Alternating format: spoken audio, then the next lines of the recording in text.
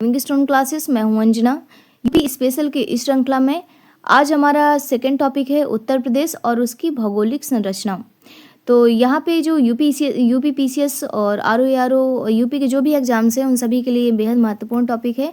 तो आइए शुरू करते हैं और इसका पहला ही क्वेश्चन है कि भूगर्भिक रूप से उत्तर प्रदेश किसका भाग है।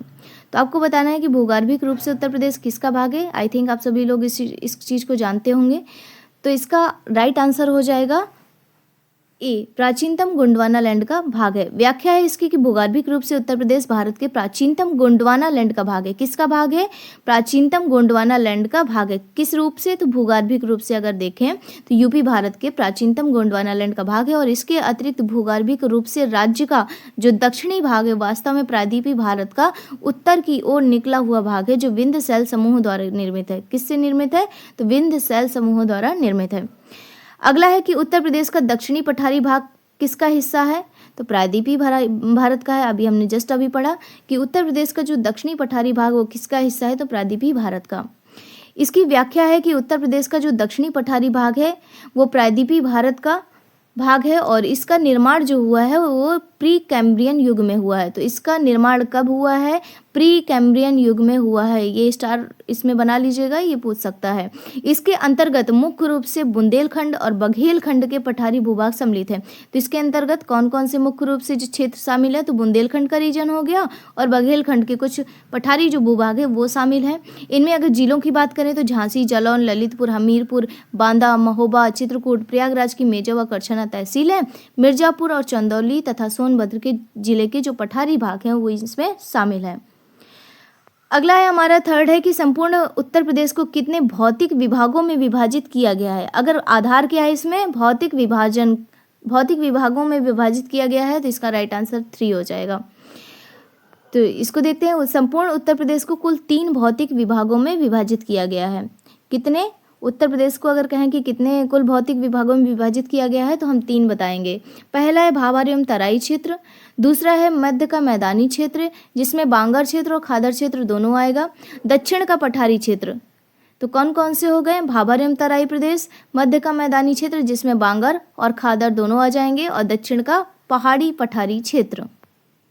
फोर्थ है कि निम्नलिखित कथनों पर विचार कीजिए। उत्तर प्रदेश का सबसे उत्तरी क्षेत्र को भाबर तथा उसके बाद के समानांतर क्षेत्र को तराई क्षेत्र कहा जाता है। तो बिल्कुल सही है कि जो उत्तर प्रदेश का जो उत्तरी है उसको क्या कहेंगे? भाबर कहेंगे और जो उसके समानांतर जो क्षेत्र है उसके नीचे उसको तराई क्षेत्र कहेंगे। तो दोनों सही, ये वाला सही है।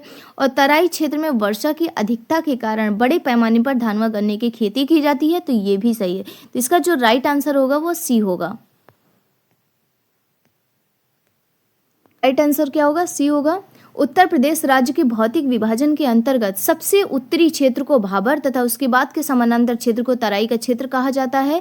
तराई के क्षेत्रों में अधिक वर्षा तथा उपजाऊ मृदा होने के कारण धान व गन्ने की खेती या कृषि बहुतायत में होती है। तो जैसा कि मैंने बताया कि अगर भौतिक विभाजन के अंतर्गत देखेंगे तो जो सबसे ऊपरी वाला जो एरिया होगा वो भाबर कहलाएगा, उसके बाद वाला तराई कहलाएगा। और यहाँ पे क्या होती है कि वर्षा जो होती है बहुत ज़्यादा होती है, इससे लैंड क्या होती है? बहुत ज़्यादा फर्टाइल हो जाती है और यहाँ पे धान व गन्ने की खेती काफ़ी मात्रा में की जाती है क्योंकि पानी की भी मात्रा जितनी चाहिए उसके लिए उस पर्याप्त है। फिफ्थ क्वेश्चन है कि निम्नलिखित कथनों पर विचार करना है, मतलब कौन सा सही नहीं है। इसमें बताना है कौन सा सही नहीं है। तो क्वेश्चन ध्यान से पढ़ना और कि क्या कह रहा है। तो इसमें कह रहा है कौन सा ऑप्शन सही नहीं है। उत्तर प्रदेश के दक्षिणी पठारी भाग में मुख्य रूप से बुंदेलखंड तथा बघेलखंड का पठारी भाग शामिल है। तो राइट है एकदम। और दक्षिणी पठारी की जो भूमि है, दक्षिणी पठारी भाग जो है उसकी भूमि बंजर, कंकरीली एवं पथरीली है। तो सही है। और इस क्षेत्र में वर्षा की अधिकता है, ये क्या है? गलत है। और भीषण गर्मी तथा जल के अभाव में इस क्षेत्र की जो वनस्पतियां छोटे आकार की होती हैं। तो ये भी सही है। तो इसका कह रहा कौन सा सही नहीं है? तो ऑप्शन सी हो जाएगा। इसका राइट आंसर क्या होगा? सी हो जाएगा।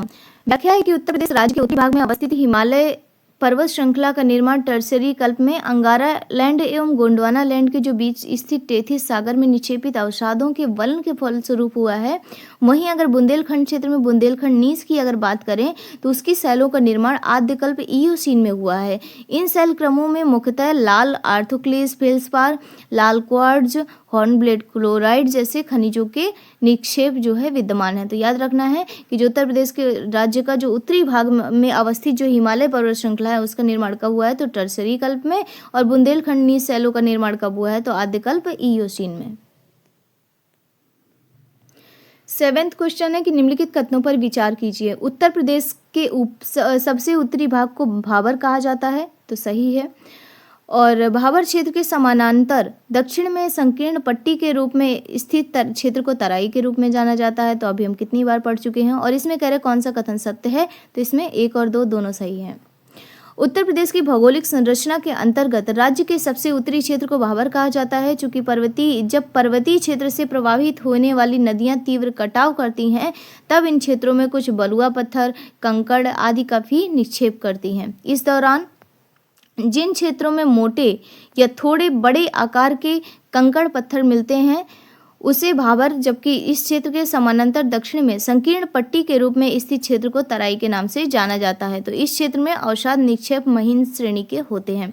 तो मतलब कहने का है कि जो जब नदियां तीव्र कटाव करती हैं तो उसमें से जो पत्थर, बालू और इस टाइप का जो भी निकलता है वो बड़े बड़े आकार के जो पत्थर होते हैं वो उस टाइप का जो क्षेत्र होगा वहाँ का वो भाबर क्षेत्र कहलाएगा। लेकिन इसी के समानांतर अगर थोड़ा दक्षिण में जाएंगे तो एक संकीर्ण मतलब एक पतली पट्टी के रूप में जो क्षेत्र विद्यमान रहेगा वहाँ पे स्थित रहेगा वो तराई के नाम से जाना जाएगा। तो इस क्षेत्र में जो अवसाद जो होते हैं वो कैसे होते हैं, महीन श्रेणी के होते हैं, और यहीं पर हम गन्ने वन्ने की फसल अच्छे से कर सकते हैं। 8वां है कि निम्नलिखित कथनों पर विचार कीजिए। पुरानी जलोढ़ मृदा से निर्मित क्षेत्र को बांगर क्षेत्र कहा जाता है। क्या कह रहा है कि पुरानी जो जलोढ़ मृदा से निर्मित क्षेत्र को बांगर क्षेत्र कहा जाता है, और दूसरा है नवीन जलोढ़क मृदा से निर्मित क्षेत्र को खादर क्षेत्र के नाम से जाना जाता है। उत्तर प्रदेश की भौगोलिक संरचना के संदर्भ में उपयुक्त में से कौन सा कथन सत्य नहीं है। तो क्वेश्चन ध्यान से पढ़ना है। कह रहा है कौन सा कथन सत्य नहीं है, ना तो 1 ना ही 2। इसमें कह रहा है कौन सा कथन सत्य नहीं है, और इसमें दोनों ऑप्शन सही हैं आपके। इसमें ये भी सही है और ये भी सही है। इसमें कह रहा है सत्य नहीं है, या तो फिर ये गलत होना चाहिए कि सत्य है, तो इसमें सी ऑप्शन हो जाता। तो इसको आप देख लीजिएगा, ये मिस प्रिंट है। अगला है, इसमें व्याख्या की अगर बात करें तो उत्तर प्रदेश की भौगोलिक संरचना के अंतर्गत गंगा यमुना दोआब का जो क्षेत्र है उसे मध्य का मैदानी क्षेत्र भी कहा जाता है। तो मतलब अगर इसकी यूपी की जो भौगोलिक संरचना को देखें, जो उसके अंतर्गत जो गंगा यमुना वाला दोआब का जो क्षेत्र है उसे क्या कहते हैं, मध्य का मैदानी क्षेत्र भी उसे कहा जाता है। इस मैदानी क्षेत्र में नदियों द्वारा निक्षेपित अवसादों एवं उनकी संरचना के आधार पर इसको 2 भागों में बांटा जाता है, क्योंकि जो नदियां हैं वो क्या करती हैं, अवसादों का निक्षेपण करती हैं, और उसी के संरचना के आधार पर इसको 2 भागों में बांटा जाता है, बांगर और खादर। अगर हम इसके अंतर्गत जो पुरानी जो जलोढ़ मृदा से निर्मित क्षेत्र को क्या कहते हैं, हम बांगर कहते हैं। जो पुरानी जलोढ़ से निर्मित होगा वो बांगर, और जो नवीन जलोढ़क मृदा से निर्मित क्षेत्र को हम क्या कहते हैं, खादर।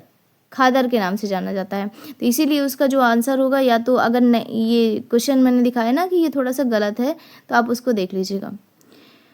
उत्तर प्रदेश में सर्वाधिक वर्षा वाला क्षेत्र कौन सा है, तो सर्वाधिक वर्षा वाला क्षेत्र कौन सा आपका हो जाएगा, तराई क्षेत्र। अभी हमने पढ़ा है ये, यहाँ पे गन्ने की भी फसल अच्छी खासी होती है। तो उत्तर प्रदेश में जो सर्वाधिक वर्षा वाला क्षेत्र कौन सा है, तो तराई रीजन है, जो शिवालिक हिमालय के गिरिपदीय क्षेत्र में आता है। तराई क्षेत्र के अंतर्गत कौन कौन से जिले हैं, तो सहारनपुर, मुजफ्फरनगर, बिजनौर, मुरादाबाद, बरेली, पीलीभीत, लखीमपुर खीरी, गोरखपुर, श्रावस्ती, कुशीनगर, महाराजगंज आदि आते हैं। तो तराई क्षेत्र में हमारे अगर यूपी की बात करें तो तराई क्षेत्र में सबसे ज़्यादा वर्षा होती है, और ये शिवालिक हिमालय का कौन सा क्षेत्र है, गिरिपदीय क्षेत्र है। और तराई क्षेत्र के अंतर्गत जिले कौन कौन से, तो सहारनपुर, मुजफ्फरनगर, बिजनौर, मुरादाबाद, बरेली, पीलीभीत, लखीमपुर खीरी, गोरखपुर, श्रावस्ती, कुशीनगर, महाराजगंज, ये सभी आते हैं। और आज आप लोगों का होमवर्क है कि यूपी का मैप आप देखेंगे और इनकी लोकेशन भी आप देख के आएंगे कि तराई क्षेत्र में कौन कौन से जिले शामिल हैं और उनकी लोकेशन क्या है। 10वां है, उत्तर प्रदेश के किस प्राचीनतम भूभाग का हिस्सा है। उत्तर प्रदेश किस प्राचीनतम भूभाग का हिस्सा है, तो ये किसका हिस्सा है, आंसर दीजिए। अभी हम बता चुके हैं इसको, आंसर दीजिए, अभी मैंने बताया भी है। तो उत्तर प्रदेश किस प्राचीनतम भूभाग का हिस्सा है, तो गोंडवाना लैंड का हिस्सा है। किसका हिस्सा है, गोंडवाना लैंड का। इसकी व्याख्या है कि उत्तर प्रदेश भारत के प्राचीनतम गोंडवाना महाद्वीप का एक भूभाग है। तो उत्तर प्रदेश का किसका, भारत का जो प्राचीनतम गोंडवाना महाद्वीप है उसका एक भूभाग है। प्रदेश का दक्षिणी पठारी भाग वास्तव में प्रायद्वीपीय भारत का उत्तर की ओर निकला हुआ भाग है, जिसका निर्माण कैम्ब्रियन युग में विंध्य क्रम की शैलों से हुआ है। तो इसका जो प्रायद्वीपीय भाग, वो जो छोर है, वो जो निकला हुआ है, उसका जो उसकी बात कर रहा है, इसका निर्माण कब हुआ है, तो कैम्ब्रियन युग में विंध्य क्रम की शैलों से हुआ है। और आप वहाँ जाएंगे तो वहाँ देखेंगे कि विंध्य श्रृंखला उसी के आसपास है, तो उसी का एक भूभाग है। अगला है यहाँ पे कि उत्तर प्रदेश की सबसे ऊंची चोटी है। तो उत्तर प्रदेश की सबसे ऊंची चोटी कौन सी है, अमसोत। शिवालिक श्रेणी का राजाजी श्रेणी खंड का एक छोटा सा हिस्सा उत्तर प्रदेश में प्रवेश करता है, जिसमें अमसोत का उच्चतम बिंदु शामिल है। तो ये याद रखना है कि पूछ सकता है कि शिवालिक श्रेणी का राजाजी श्रेणी खंड एक नाम है उसका, का एक छोटा सा हिस्सा जो है उत्तर प्रदेश में प्रवेश करता है, और इसमें अमसोत का उच्च बिंदु उसमें शामिल है, जो कि यह क्या बन जाता है, उत्तर प्रदेश की सबसे ऊंची चोटी। उत्तर प्रदेश का कौन सा क्षेत्र आद्यकल्प की प्राचीनतम शैलों से निर्मित है, तो ये कौन सा है, तो बुंदेलखंड हो गया आपका। उत्तर प्रदेश का कौन सा क्षेत्र आद्यकल्प की प्राचीनतम शैलों से निर्मित है, तो ये आपका बुंदेलखंड हो गया। उत्तर प्रदेश का बुंदेलखंड क्षेत्र आद्यकल्प की प्राचीन चट्टानों एवं नीच चट्टानों से निर्मित है। भूमि प्रायः ककरीली एवं उजाड़ है। पहाड़ियाँ आवरण क्षय के कारण घर्षित तथा अवशिष्ट रूप में पाई जाती हैं।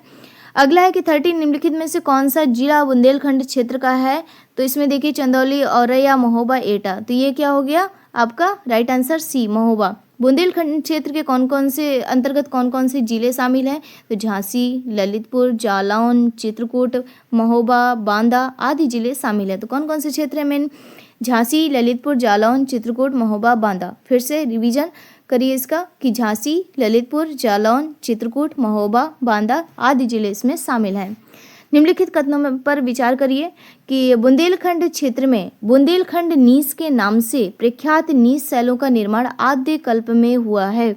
सेकेंड है कि उत्तर प्रदेश के उत्तरी भाग में स्थित शिवालिक श्रेणियों का निर्माण रेत, कंकड़ पत्थर एवं कांग्लोमेरेट के द्वारा हुआ है।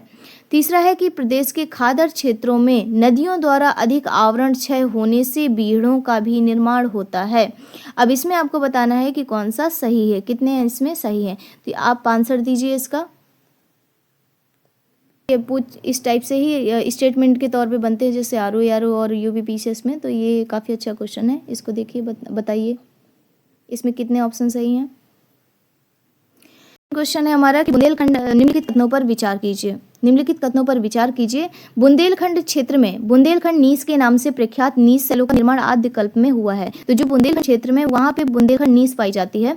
तो बुंदेलखंड नीस जो है वो कौन से काल में इसका निर्माण हुआ है, तो आद्य कल्प में हुआ है। तो ये सही है। उत्तर प्रदेश के उत्तरी भाग में स्थित शिवालिक श्रेणियों का निर्माण रेत, कंकड़ पत्थर, कांग्लोमेरेट के द्वारा हुआ है। तो ये भी सही है। और प्रदेश के जो खादर क्षेत्रों में नदियों द्वारा अधिक आवरण क्षय होने से बीहड़ों का भी निर्माण होता है। तो ये भी सही है। तो इसमें अगर कहें कि बीहड़ों का निर्माण कौन सी नदियां करती हैं, तो यमुना और चंबल है। इसका राइट आंसर क्या हो जाएगा, सी हो जाएगा। बुंदेलखंड क्षेत्र में बुंदेलखंड नीस के नाम से प्रख्यात नीस शैल का निर्माण कब हुआ है, तो आद्यकल्प में हुआ है। इन शैल क्रमों में मुख्य रूप से लाल ऑर्थोक्लेज फेल्सपार, लाल क्वार्ट्ज, हॉर्नब्लेड क्लोराइड जैसे खनिजों का मिश्रण पाया जाता है। फिर से रिपीट, लाल ऑर्थोक्लेज फेल्सपार, लाल क्वार्ट्ज, हॉर्नब्लेड क्लोराइड जैसे खनिजों का मिश्रण इसमें पाया जाता है। खादर क्षेत्रों में नदियों द्वारा अधिक आवरण क्षय होने से बीहड़ों का भी निर्माण भी होता है। तो बिल्कुल सही है कि जो खादर क्षेत्र में जो नदियां हैं, नदियों द्वारा अधिक आवरण जो उसका क्या होता है, क्षय होने की वजह से क्या हो जाता है, बीहड़ों का निर्माण भी हो जाता है। जैसे यमुना एवं चंबल के तटवर्ती बीहड़, इन बीहड़ों की मिट्टी नितांत अनुपजाऊ होती है, अनफर्टाइल होती है। और राज्य के उत्तरी भाग में स्थित जो शिवालिक श्रेणी का निर्माण रेत, कंकड़ पत्थर और कांग्लोमेरेट द्वारा होता है। तो ये आपकी व्याख्या थी। तो दोस्तों आज के लिए इतना ही, और आप लोग इसका रिवीजन करते रहिए, और ईयरफोन लगा के जो भी है आप आराम से सुन सकते हैं इसको। तो मिलते हैं अगली वीडियो में अगले टॉपिक के साथ। और हाँ, आप लोगों से रिक्वेस्ट है कि प्लीज़ मेरे चैनल को इसको सब्सक्राइब कर दीजिए, लाइक कर दीजिए, शेयर कर दीजिए अपने दोस्तों में। Thank you. जय हिंद, जय भारत।